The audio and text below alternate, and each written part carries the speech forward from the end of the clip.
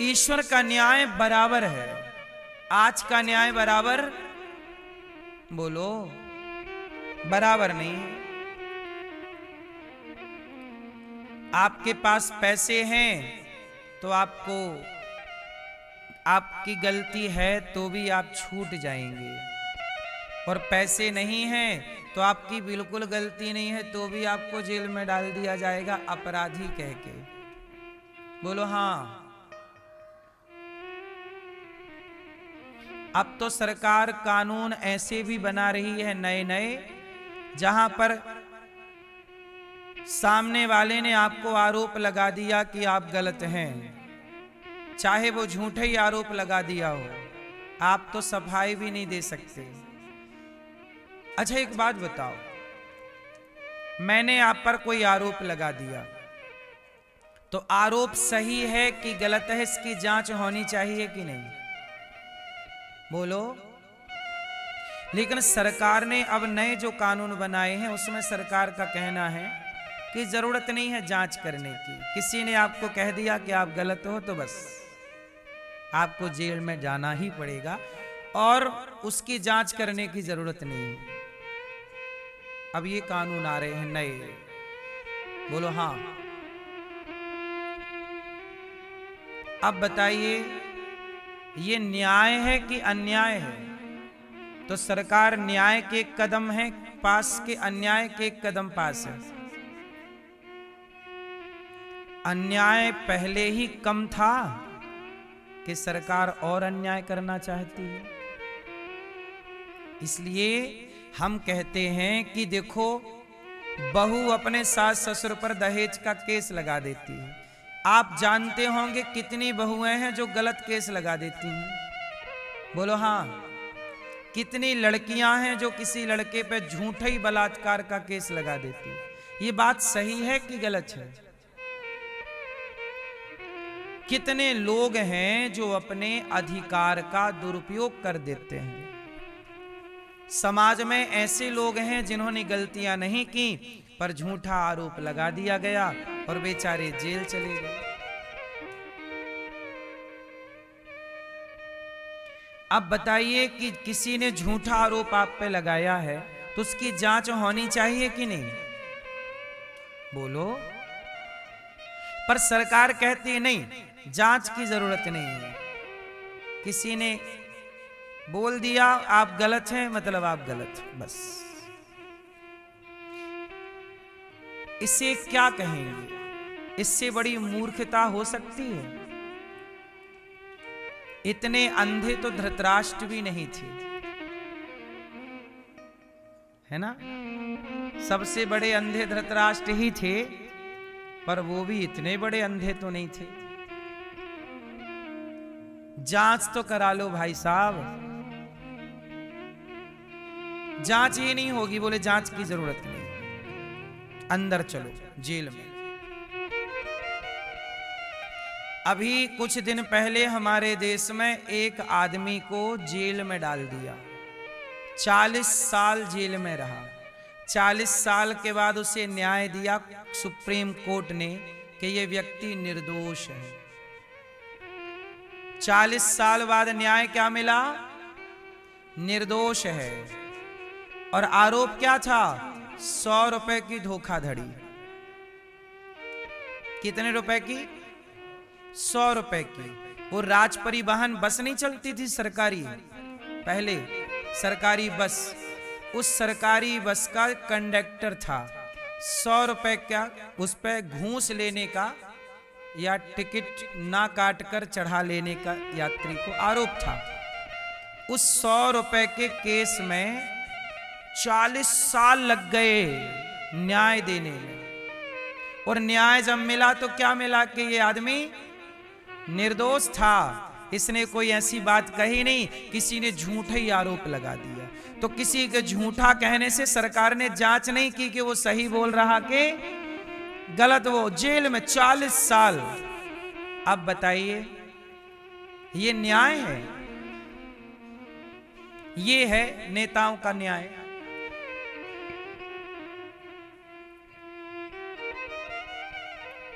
भगवान का न्याय अलग है साहब।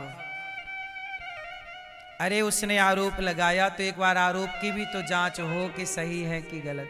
और चलो 1 महीना 2 महीने में न्याय मिल जाए, 1 साल के अंदर न्याय मिल जाए, लेकिन न्याय 40 साल। अब वो 40 साल जेल में रहा, अब उस 40 साल में तो उसकी जिंदगी खत्म हो गई ना, होगी खत्म कि नहीं। समाज में बदनामी हुई कि इसका बाप जेल में है, इसका पति जेल में है, इसका बेटा, जिसका भाई, जिसका पति, जिसका पिता जेल में होता है, समाज में उसे अच्छा कहां कहा जाता है। समाज की इस तरह की दबाव में वो रहे, लेकिन कोई नहीं सुनता यहां साहब। अंधा कानून, बहरे लोग, इससे बड़ी मूर्खता क्या होगी समाज की। इस देश में न्याय नहीं, न्याय के लिए आप लड़ते रहो, देते रहो वकीलों को पैसे, पैसे खर्च होंगे, बस न्याय नहीं मिलेगा। न्याय के नाम पे मिलती हैं तारीखें, तारीख पे तारीख, तारीख पे तारीख। तारीख क्यों मिलती है हमारे यहाँ? क्योंकि तारीखों पे हमारे यहाँ ना एडवोकेटों की फीस चलती है। जल्दी न्याय हो जाएगा तो एडवोकेट को पैसा कौन देगा, इसलिए लंबा लटकाते हैं केस, ताकि जितना लंबा रहेगा हर बार में 1000, 2000, 5000 चित्त है। समझ रहे हैं लेवल भ्रष्टाचार का।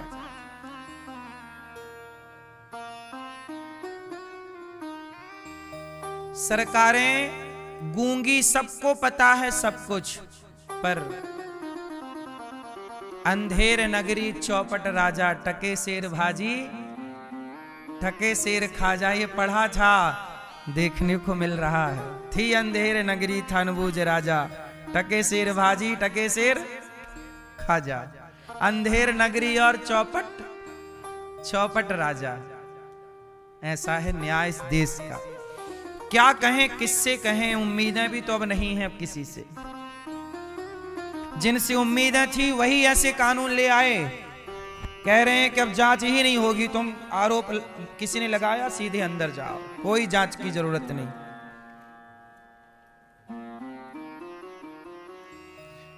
तो कुंती बुआ ने भगवान से हाथ जोड़ करके कहा, कृष्णाय वासुदेवाय देवकी नंदनाय चा नंद गोप कुमाराय गोविंदाय नमो नमः।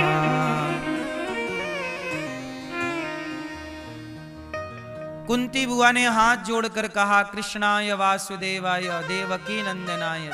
हे कृष्ण, हे देवकी पुत्र, यशोदा पुत्र, हे नंद पुत्र, मैं आपको प्रणाम करती हूं। नमः पंकज नाभाय, हे प्रभु आपके चरणों में कमल नयन कृष्ण आपको प्रणाम है। भगवान बोले, बुआ क्यों प्रणाम कर रही हो? कुंती बुआ बोली, आज मैं आपसे कुछ मांगना चाहती हूं। मांग लो। क्या मांगती हो बुआ? आज कुंती बुआ ने कहा, हे श्याम सुंदर, जो हम मांगेंगे आप हमें दोगे? हाँ हाँ मांग लो। कुंती बुआ ने आज भगवान से क्या मांगा? विपदा संतु नः शश्वत तत्र तत्र जगत गुरु। हे प्रभु, हमें विपत्ति दे दीजिए। हमें क्या दे दीजिए? जोर से, विपत्ति। क्या चाहिए? विपत्ति। कन्हैया मुस्कुराए, बुआ क्या मांग रही हो? सारी दुनिया सुख मांगती है, आप दुख मांग रही हो। कुंती बुआ बोली, दुख क्या करोगी? भगवान कृष्ण बोले, दुख क्या करोगे बुआ, दुख का क्या करोगी? कुंती बुआ बोली, श्याम सुंदर, जब से जीवन में सुख आया है तब से हमें डर लगने लगा। क्या? बोले, सुख में ये डर लग रहा है प्रभु कहीं हम आपको भूल ना जाए। क्योंकि सुख में भगवान को भूलने की संभावनाएं ज्यादा है। हमें डर लग रहा, हम भूल ना जाएं। कुंती बुआ ने कहा, हे प्रभु हमें दुख दे दो। हमें क्या दे दो? भगवान बोले, बुआ दुख भी कोई मांगने की चीज है? आज तक किसी ने दुख नहीं मांगा। कुंती बुआ बोली, प्रभु जब से हमारा बेटा राजा बना है, हमें तो डर सता रहा है। हमें प्रभु ऐसा दुख दे दो जिस दुख में प्रभु केवल आपकी याद बनी रहे, आपको भूलू ना। हे नाथ, मैं आपको कभी भूलू नहीं। भगवान को मैं भूल जाऊं तो ऐसे सुख का क्या करूंगा जिस सुख में हम भगवान को भूले बैठे हों। बढ़िया तो वो दुख है जो भगवान की याद तो दिलाता है। बोलो हाँ, भगवान की क्या दिलाता है? याद। दुखों से अगर चोट खाई ना होती तो कन्हैया तेरी याद हमें आई ना होती। दुख बहुत अच्छी चीज, दुख अच्छे हैं कि बुरे हैं। मैं ये नहीं कहता कि दुख अच्छा है कि बुरा है।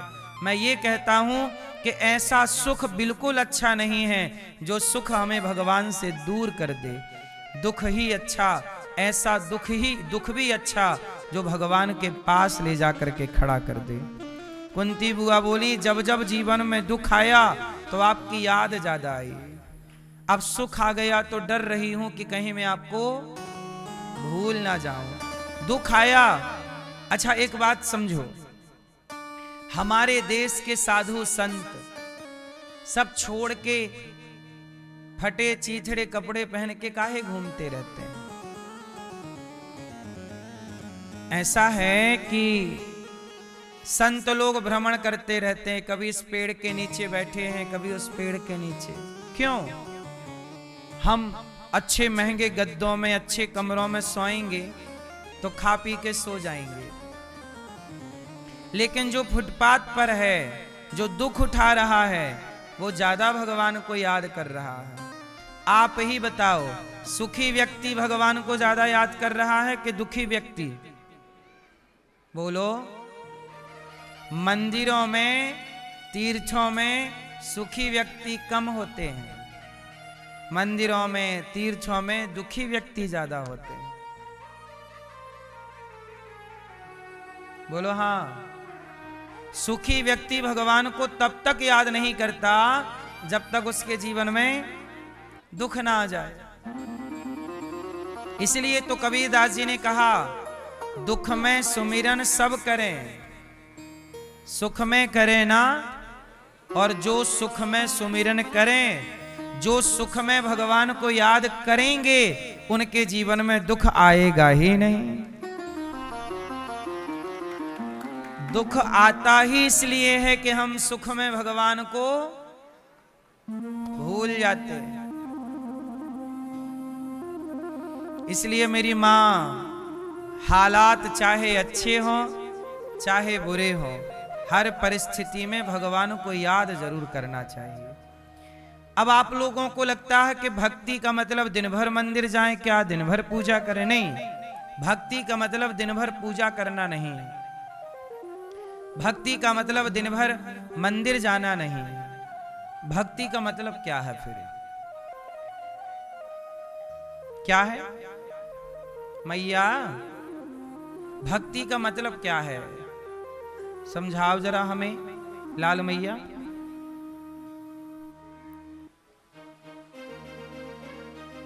मैया, चश्मा वाली मैया पीछे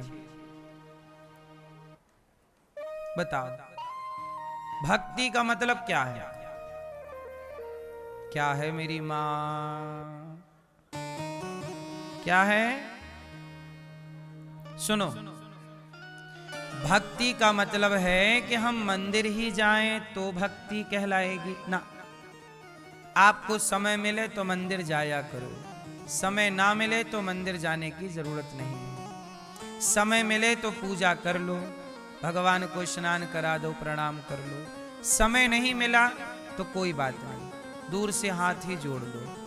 लेकिन भक्ति क्या है फिर? तो सुनो, भक्ति क्या है? भक्ति का अर्थ है कि ईमानदारी से अपने कार्य को करना। जैसे आप किसान हैं, ईमानदारी से आप किसानी कीजिए, ईमानदारी से अपना कार्य करिए और काम करते हुए भगवान को याद करते रहिए। काम छोड़ के माला जपने की जरूरत नहीं है, काम करते हुए नाम जपो। ठीक है, ये भक्ति है। भक्ति क्या है? अब पत्नी कर रही है भक्ति, वो पति बुला रहा है, सुनो जरा यहाँ आओ। है जब बैठे रहो बुढ़े कहीं की, मैं माला जप रही हूं। अब पत्नी जप रही है माला, राम राम राम, पति बुला रहा यहाँ आओ। अब पत्नी बोली मैं माला जप रही हूं। अब पत्नी को लग रहा कि मैं भक्ति कर रही हूं। भक्ति नहीं कर रही हो, काम चोरी कर रही हो। ये काम चोरी है। अब पति लोग, बाप बुला रहा है पुरुष को, पति को, ए भैया बेटा, माँ बुला रही है बेटा दवाई नहीं है, ये दवाई लेते आना है। माँ इतनी महंगी दवाई, माँ भूखी मर रही है, माँ प्यासी मर रही है, बेटा को टाइम नहीं है देखने के लिए। दिन भर दुकान, दिन भर काम, दिन भर पैसा, ये भी आपकी काम चोरी है। कर्तव्य से भाग रहे हो। अब आप कितने भी तीर्थ कर लो, इसलिए हम कहते हैं मंदिर मत जाओ, तीर्थ भी मत जाओ, जरूरी नहीं है, समय होए तो जाओ। लेकिन तुम्हें जो जिम्मेदारी विधाता ने दे रखी है, अपने कर्तव्यों को ईमानदारी से तो कर लो। आप डॉक्टर हैं, ईमानदारी से मरीजों की सेवा करो, यही आपकी भक्ति है। उसको बचाने का प्रयास करो। अब आजकल हमारे देश में डॉक्टर क्या करते हैं, तुम्हारा मरीज जिंदा रहे या मर जाए, पहले पैसा जमा करो 2 लाख रुपया, तब हम हाथ रखेंगे। क्यों ऐसी है ना? अमेरिका में कोई भी व्यक्ति बीमार हो तो पहले उसका इलाज किया जाता है, और हमारे देश में कोई व्यक्ति बीमार हो तो पहले पैसे गिने जाते हैं, पैसे लाओ फिर हाथ लगाएंगे। क्यों जी, ये बात सही है कि गलत है? बिना पैसे जमा कराए हमारे देश के हॉस्पिटलों में इलाज भी चालू नहीं होता, चाहे मरीज इलाज के अभाव में मर जाए। ये बात सही है कि गलत है? लेकिन अमेरिका में ऐसा नहीं है। अमेरिका में कोई भी यदि सड़क में मिल गया या कहीं भी, तुरंत उसे हॉस्पिटल और उचित इलाज, और इलाज होने के बाद उससे पैसे लिए जाएंगे।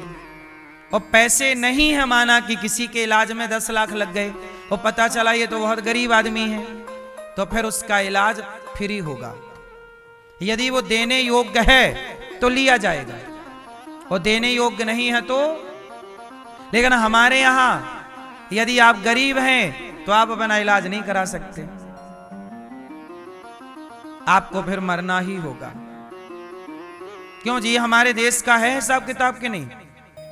बोलो हाँ, ये हमारे देश की व्यवस्था है। अब ट्रंप आंखें काहे दिखाता रहता है, अमेरिका का राष्ट्रपति? क्योंकि उनके देश में जो व्यवस्थाएं हैं, वो व्यवस्थाएं यहां होने में अभी 200 साल लगेगा। बोलो हाँ। हम भारत के लोग अमेरिका से सैकड़ों साल पीछे हैं। अब पीछे किस में है? अब देख लो पीछे कहां है। हमारे यहां कोई बीमार पड़ जाए तो पहले हॉस्पिटलों में पैसा मांगते हैं, वहां कोई बीमार पड़ जाए तो पहले इलाज करते हैं। अब देखो पीछे है कि नहीं हमारा देश? केवल व्यवस्थाओं में नहीं, विचारों में भी पीछे है। बोलो हाँ या ना? आप अच्छे से हाँ भी तो नहीं बोलते।